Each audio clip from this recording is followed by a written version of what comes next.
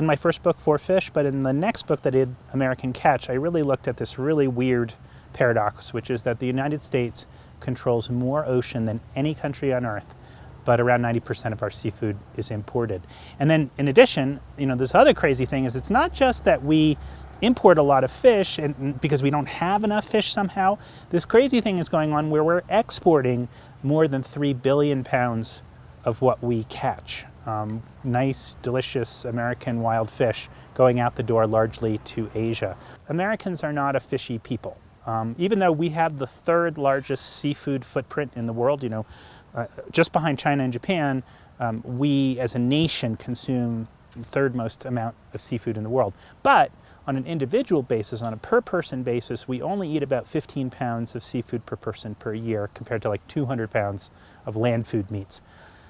Over in China, Japan, Korea, they're eating 35, 40 pounds of seafood per year. So they're really keyed into what's good, what's interesting, what's fresh, what's special. And so they're ready to pay top dollar. And I've heard stories again and again and again of Chinese buyers showing up at the docks of Montauk or San Diego or wherever with wads of cash. And you show a wad of cash to a fisherman, you're going to take my fish and give me all this cash.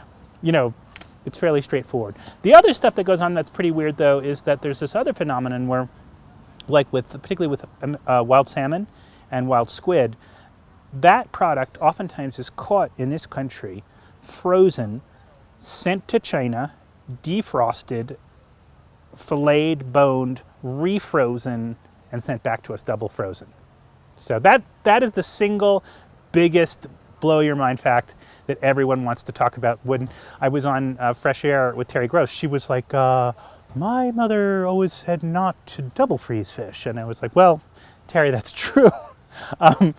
So, and then I remember I was like talking to Michael Pollan about this too. We have a lot of, I'm sort of the fish side of his land side.